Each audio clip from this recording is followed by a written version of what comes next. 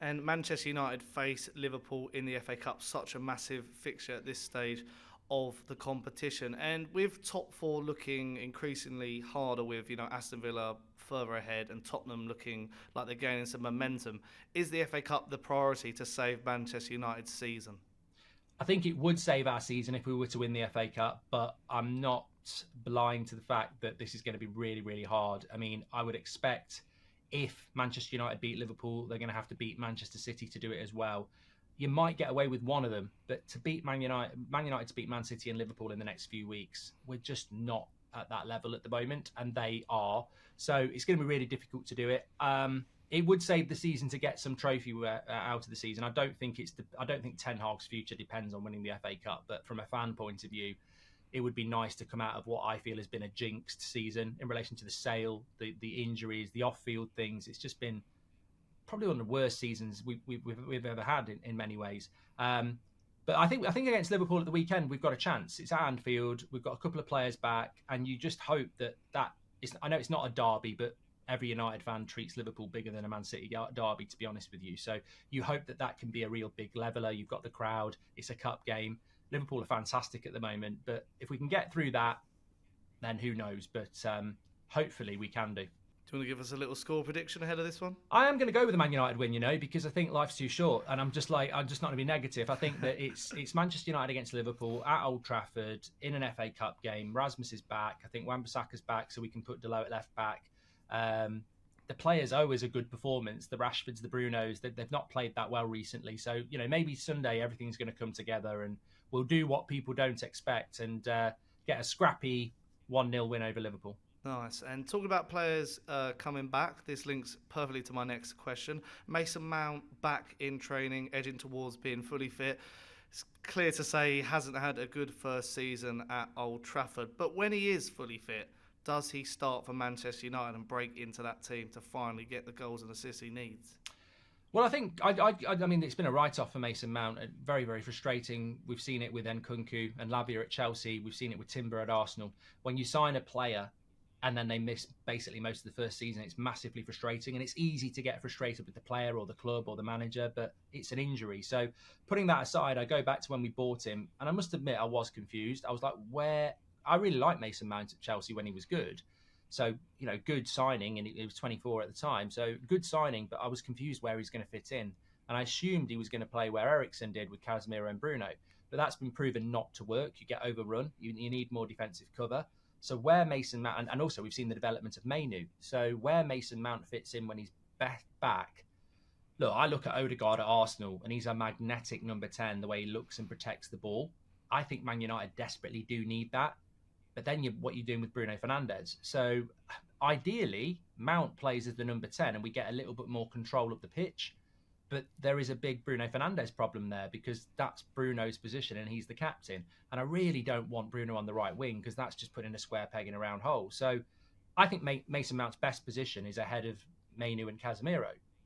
But what do you do with Bruno? So I don't really have the answer, but he can't play in a midfield three with Bruno and Casemiro. I think that would be, massively imbalanced. But we need him back, and we need competition for places. So, look, why shouldn't he be pushing Bruno out of the team? And moving on again, Arsenal with an impressive result in the end against Porto on penalties. Some will say, have they got over that mental block from last season? But can Arsenal actually win the Premier League, the Champions League, or both? I think Arsenal have got some really tough games to come in the Premier League, none more so than the Etihad. I think if they go there and win, or at least don't get beat, I think they've got a really good chance in the Premier League because I think since Christmas they've had freeing up Odegaard in the midfield and not having him with Havertz and having Jorginho and Rice has given them a real balance in that midfield, and they've got a real momentum, especially in the Premier League. So how long that lasts will be very interesting. And I suppose their biggest issue is they're up against Liverpool and Man City, who are both massively experienced in title races, and that's always going to be Arsenal's problem. I think the Champions League is completely different. We saw that against Porto. It's a different style of football, and Porto really frustrated them. They showed real strength of character to win it on penalties because I think everyone thought Porto had done the hard work and they would win on penalties. But Arsenal showed a character there that maybe was lacking last season. I don't think they'll win either, but I don't think they'll win either not because they're not good. I think they don't think they'll win either because there might just be better, more experienced teams in both competitions. But I think it all comes down to the Etihad, and they've got to be brave and go for it and believe in themselves. And if they do that, I mean, I'd rather Arsenal win it over Liverpool and Man City for obvious reasons. But yeah, that Man City game is where it all starts and ends for me. And you answered my question right there, because I was going to say, as a Manchester United fan, is it then Arsenal you'd rather win that title over Liverpool and Manchester City? Even though, Manchester United did have a massive rivalry with Arsenal in the noughties. Yeah, it's not an easy one. It's not like, I'm going to go and buy an Arsenal shirt and get on AFTV or whatever. I mean, it's not that far. But no, I think it's the lesser of two evils, really. Liverpool are our biggest rival. I respect what they've done with Klopp, especially, but they're our biggest rival. Man City are our City rival, but also I personally don't find what they do very credible. We all know they've got the Chargers, but we'll see what happens with that. And then you're left with Arsenal. I mean, I'd love it to be Spurs or Villa because that'd be even easier to pick, but Arsenal are just the lesser of the three, and they haven't won it for 20 years either. And to be fair, what Arteta's built there and some of the players they've got,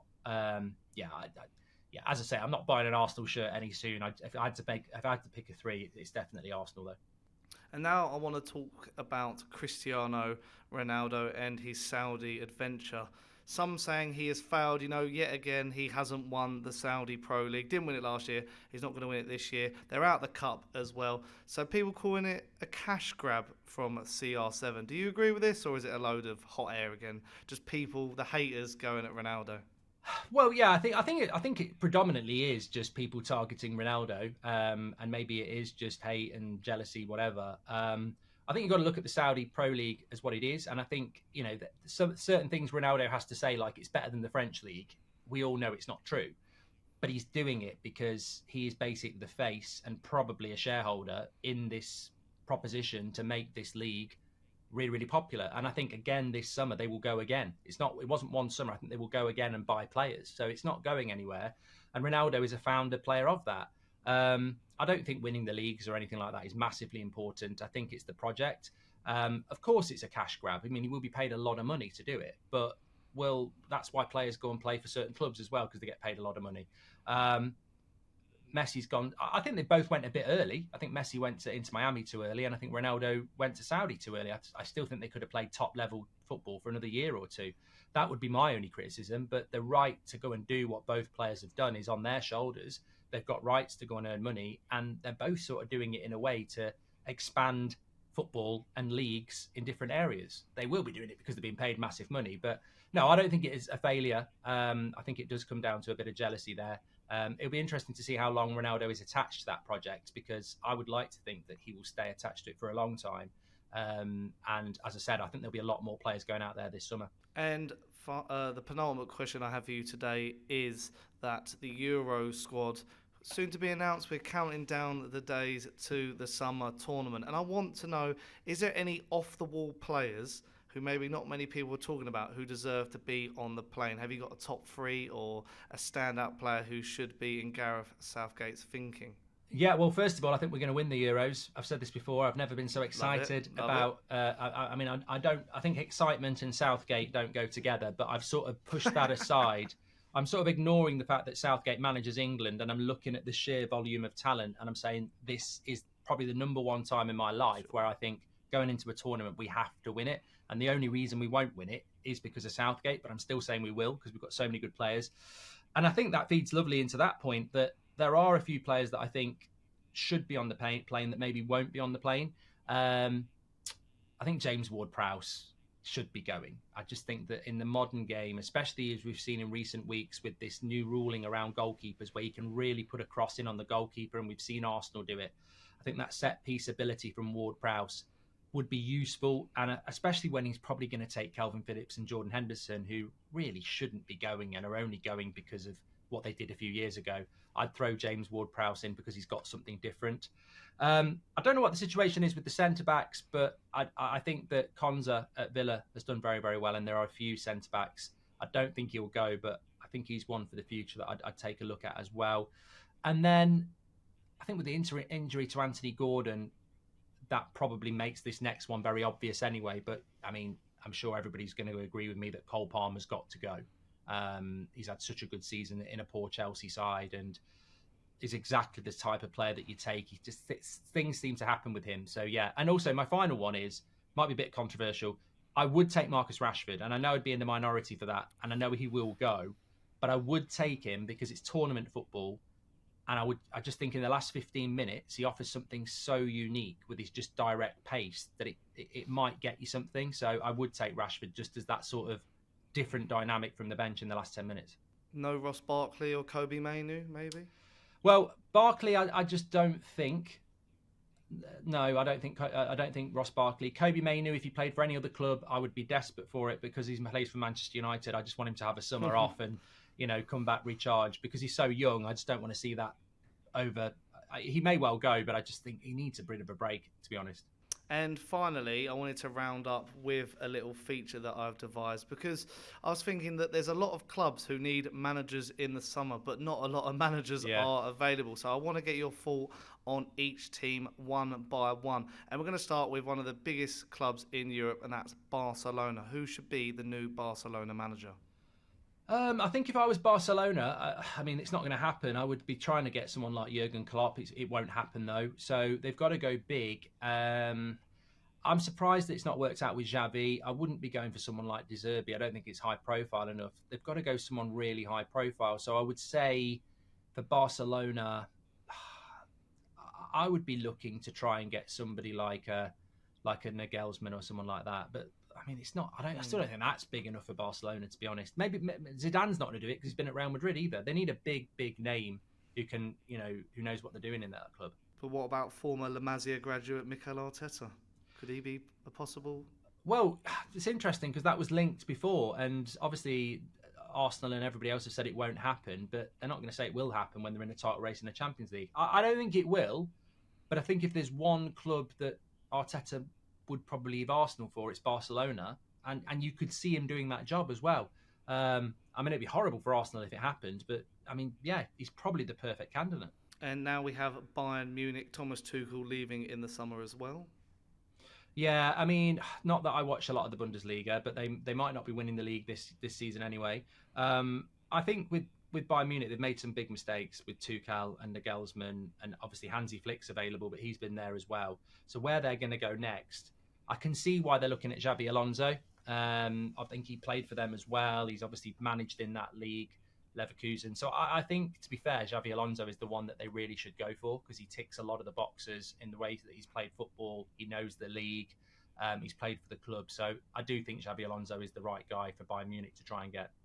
And the next club I'll put is Real Madrid. I mean, there are some rumours that Ancelotti could leave at some point, end the fairy tale with him at the club. So who could possibly go there? Return for Zidane, Xabi Alonso again? I think if they were looking for anybody this summer, you'd probably have to be going a bit sentimental and going back for Zidane again, because obviously he's done it. He knows the club inside out. I think more interestingly with Real Madrid, what I would do is I would probably stick with Ancelotti for another year and then just see what the market looks like next year, see who comes through. But also, you never know in a year's time. Jurgen Klopp might have had his, year out. He's backpacking around the world, and then he walks into the Real Madrid job. So yeah, I think patience with Real Madrid is probably better unless you're going to get someone like Zidane. And another huge job which has a vacancy is Liverpool. You said Xabi Alonso for Bayern, so does that open maybe a De Zerbi or a Potter? I'm just chucking some names out here. Yeah, I mean, look, these are managers that have been linked to Man United, and I don't want them at Man United. So I'll be fair to Liverpool and say De Zerbi and Potter and anybody else of that ilk should not be going anywhere near the Liverpool job or Steven Gerrard. So I think the obvious one for Liverpool is to go for Xabi Alonso. I know I mentioned him with Bayern Munich, which makes it really exciting to see where he actually goes. But Jurgen Klopp has got shoes that are too big to fill. So it's interesting that they brought Michael Edwards back. I think that's really intelligent. He's been there before. And I just think everything points towards Xabi Alonso because he's an exciting manager from Germany, which is what Klopp was. He knows that football club, having played for it. And they've got a structure around it. And I just sense with Liverpool that they don't do things without knowing what's going to happen. And if Jurgen Klopp decided he was going in December and then announced it in January, I would imagine Liverpool knew in January who their next. I think Liverpool have known who their replacement is for a while, and if they know who it is, I think it's Xabi Alonso. And you might get annoyed at me here, but I put Manchester United on my list. Will they stick with Erik ten Hag, Mark, or will they decide to chop him? I still think it's up in the air. I mean, I personally think that sacking a manager is a bad decision. I think that now that we've got some structure, Ollie mentioned it in his interview, Mourinho's mentioned it. I think even Ineos have admitted it, that Ten Hag's not had that. I think players need to go before the manager. However, I do think there is still a chance. There's a lot of games to go. We've already lost 11 games. If you hit 14, 15, 16 Premier League losses, then you're on shaky ground. They might do it. But the big problem is, who do you go for? I mean, it can't be Graham Potter. It can't be Gareth Southgate. I would say Nagelsmann would be my choice, or Emery from Villa, if you could do those deals. But is Emery going to leave Villa? Doubt it. Nagelsmann's managing Germany till July, and United need a big summer. I just don't think this is the right summer for Man United to change the manager for a multitude of reasons. It's almost like you're out of the fire and into the frying pan. There's not an obvious choice there, like there was with Van Gaal to Mourinho. Mourinho was waiting. There isn't really a manager there at the moment. And finally, I've decided to put Chelsea because Pochettino doesn't look safe either. Does Mourinho return to the club, though? Well, as a non-Chelsea fan, I would love Chelsea to get Jose Mourinho back. I think it would be massively box office, but ultimately I think it would fail because I just don't think he works in the Premier League anymore with his style of football. I don't know whether he works in football anymore because players have changed a lot in the last 10 years around his sort of dictatorship mentality. But I love Jose, so it'd be interesting to see how it works. What a mess Chelsea is. I think you've got to stick with Pochettino, but how he figures that out, it's just got such a volume of players and problems. And I think changing the manager is certainly at Chelsea just going to keep compounding the problems of let's get a few more players in, let's make the current players unhappy. I think Pochettino will survive another year. I think you've got some good fixtures between now and the end of the season, and I think he'll stay.